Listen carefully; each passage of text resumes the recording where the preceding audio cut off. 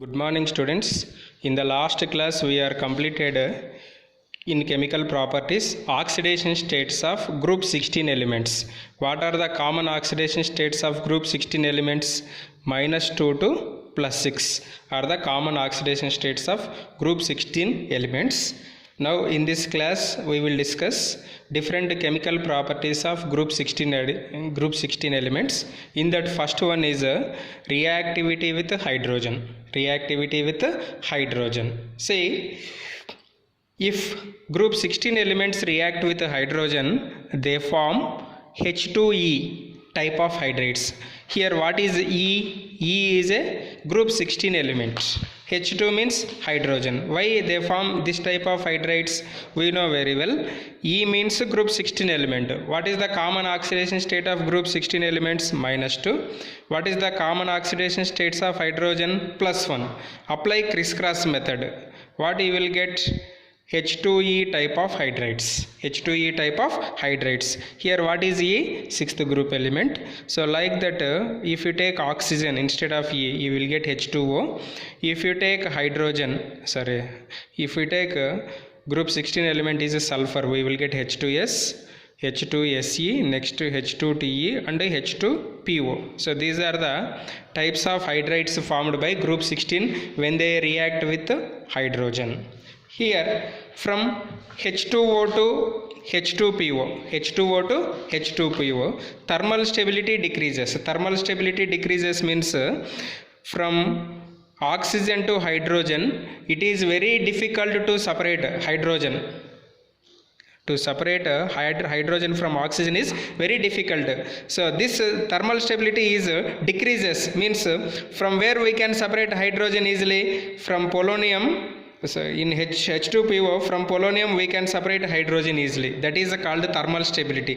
This thermal stability is decreases down the group. Thermal stability is decreases. Thermal stability is decreases means which is more stable? H2O is more stable. H2PO is least stable. Why thermal stability of H2O is more stable? Why? Because there is additional hydrogen bonds are also present instead of normal covalent bonds. So that's why H2O is more stable, H2PO is least stable. Means from which one we can separate easily hydrogen? From H2PO. So if any substance releases a hydrogen, what it is called? Reducing power. So that's why all the hydrates except water act as a reducing agents. All the hydrates except water act as a reducing agents. This reducing power increases from H2S to H2Te, H2S to H2Te, hydrogen sulfide to hydrogen telluride, hydrogen sulfide to hydrogen telluride. These hydrates are weakly acidic in nature. The acidic nature is increases. Acidic nature is increases from H2O to H2Te, H2O to H2Te. Why acidic nature is increases? Thermal stability is decreases. That means hydrogen releasing capacity is increases. The hydrogen releasing capacity is increases. If any substance releases hydrogen, what it is called? Acid. So that's why from H2O to H2Te, acidic nature is increases. Acidic nature is increases. Next, the acidic nature is increases due to decreasing strength of EH bond. Decreasing strength of nothing but thermal stability. These all are depends on thermal stability. Next, if you take H2O, that is a hydrate of oxygen. H2O is a colorless, odorless liquid. H2O is a colorless, odorless liquid. Remaining hydrates means H2S, H2Se, H2Te and H2PO are gases. What they are? Gases. Why H2O is a liquid, remaining hydrates are gases? This is important for one more question also. H2O is a liquid, remaining hydrates are gases due to hydrogen bonding. Due to what? Hydrogen bonding. This is about reactivity with hydrogen. Reactivity with hydrogen. In this thermal stability order, next reducing power, acidic nature are very very important. Reducing power and acidic nature are very very important. Next, chemical reactivity, that is reactivity with oxygen. What happen if any substance react with oxygen? They form oxides. What they form? They form oxides. Here sixth group elements including oxygen with oxygen and other elements, form two types of oxides. What are they? They form EO2 and EO3 type of oxides. EO2 means dioxides, EO3 means trioxides. So EO2 means dioxides, EO3 means trioxides. See, if you take dioxides, so here if you take O3, it is called oxide of oxygen. What is O3? It is commonly known as ozone. It is also known as oxide of oxygen. If you take in dioxides, O3 and SO2 are gases.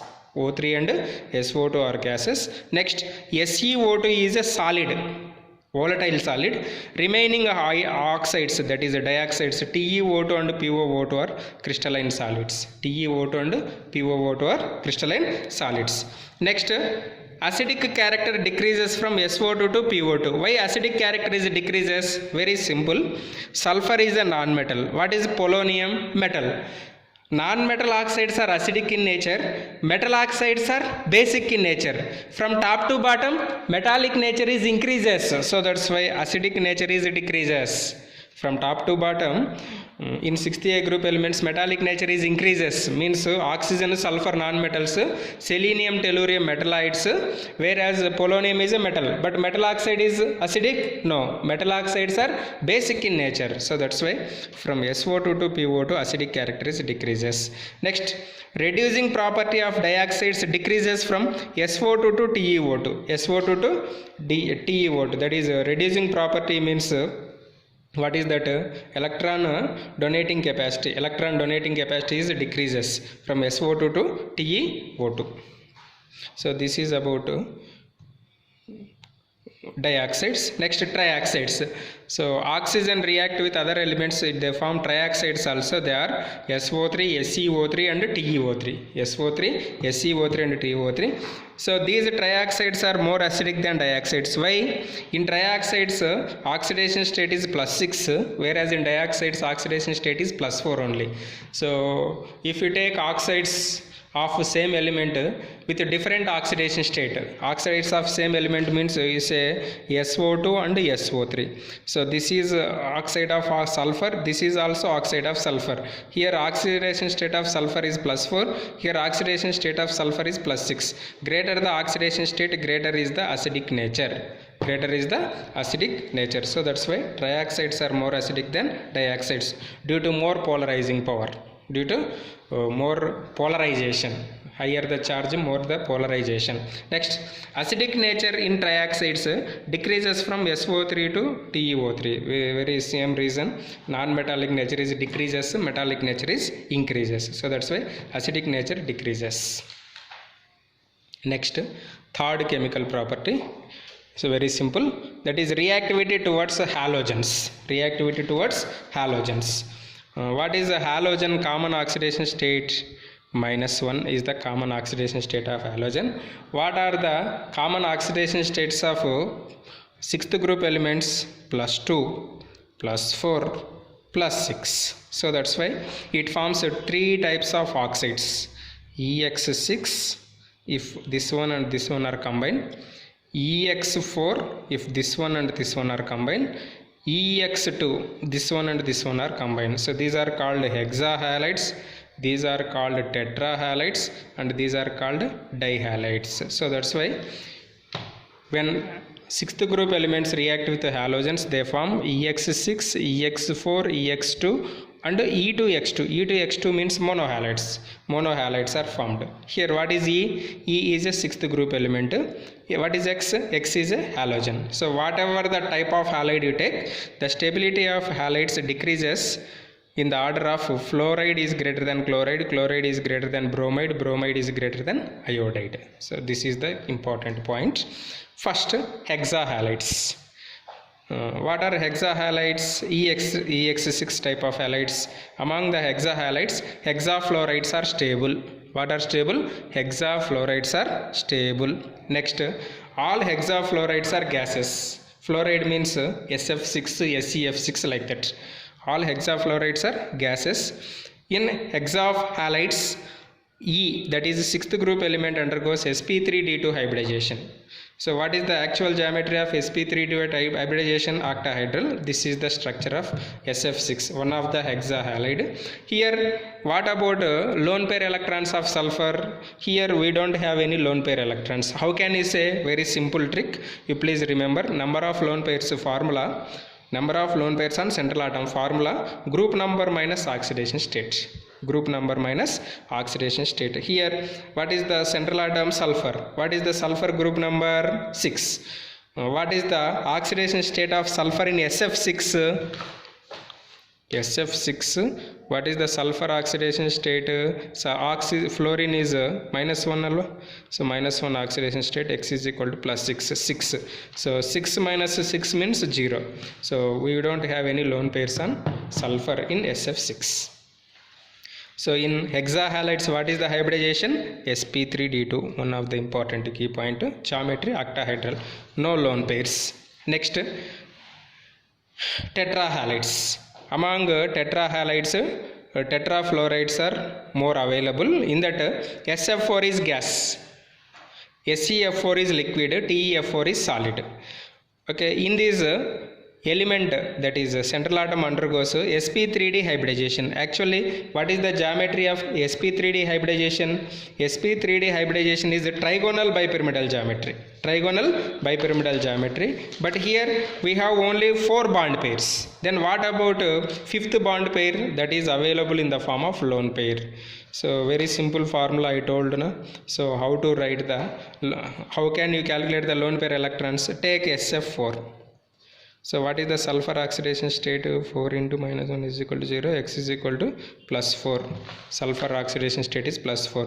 So lone pair electrons formula, group number minus oxidation state. 6 minus 4 means 2. 2 electrons means 1 lone pair. So 1 lone pair is present.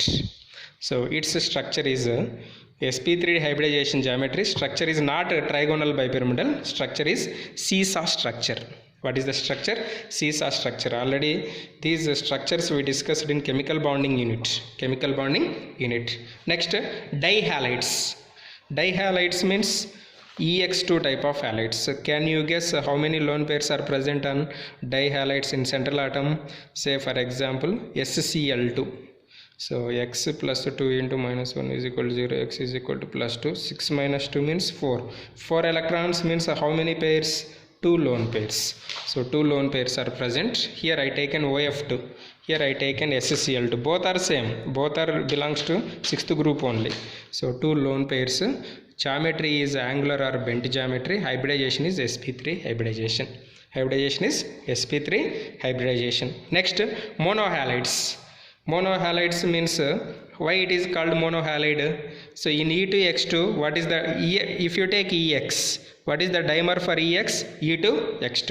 So S2F2, S2Cl2, S2Br2, Se2Cl2 and Se2Br2 are the monohalides of 6th group. Monohalides of 6th group.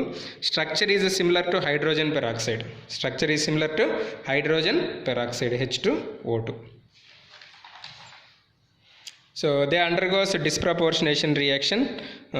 In this central atom undergoes sp3 hybridization. sp3 hybridization, but geometry is looking like what? H2O2. H2O2 means open book structure. So it is also have like this. Suppose if you take O2F2, it has a following structure like this. So this is about chemical properties of oxygen.